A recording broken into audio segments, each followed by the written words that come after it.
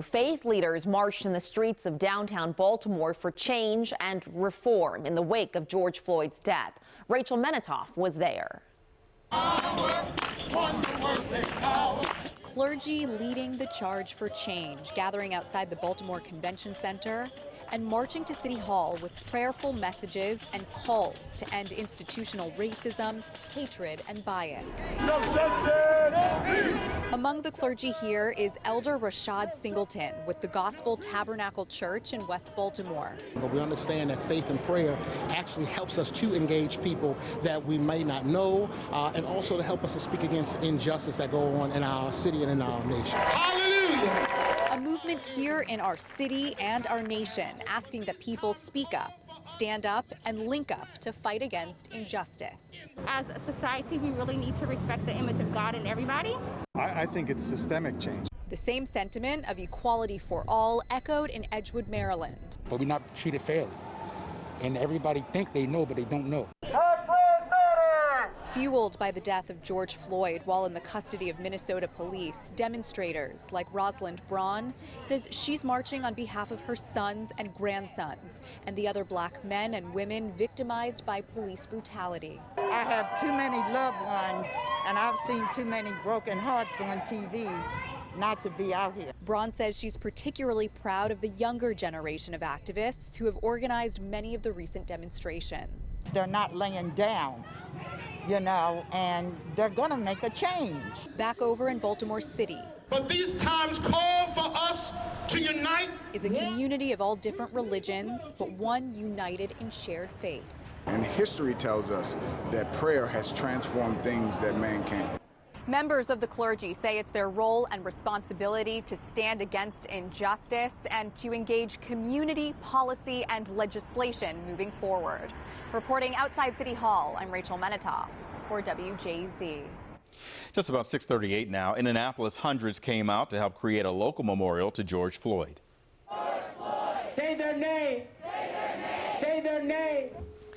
Protesters were told to bring flowers to this particular march. They are being placed in front of a George Floyd memorial. Now, this vigil, was planned by youth organizers. One marcher told WJZ it's important to show respect for George Floyd in Annapolis, even though he did not live there. In Baltimore County, another youth-driven movement. They took a knee at the police precinct in Randallstown, saying they want to show they can unite with police in order to change the course of history. County Executive John Ilshevsky said it was a real testament to the county's young people waiting to have their voices heard. It's been 2 weeks since George Floyd died at the hands of 4 Minneapolis police officers. Since then, there have been widespread protests around the world. Today, the final memorial service will be held for Floyd in the city where he grew up, Houston, Texas, and his funeral is tomorrow. Natalie Brand has the latest for WJZ. These girls help put American flags along the route where George Floyd's body will be carried to today's memorial service. It represents all of America. Inside Houston's Fountain of Praise Church, final preparations are underway.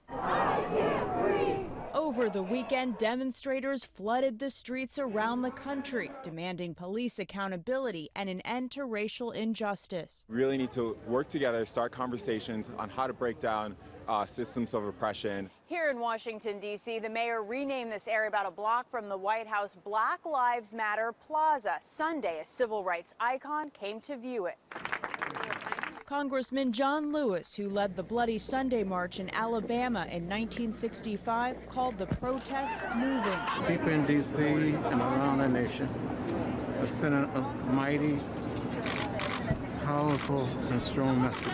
Some protesters added the words defund the police to the street as lawmakers begin discussions about reform. I don't believe that you should disband police departments, but I do think that in cities, in states, we need to look at how we are spending the resources. In Minneapolis, a majority of the city council vowed to dismantle the department, saying they'll create a new model. To end policing as we know it. Former police officer Derek Chauvin is expected to make his first court appearance today on second-degree murder charges. Natalie Brand, CBS News, Washington.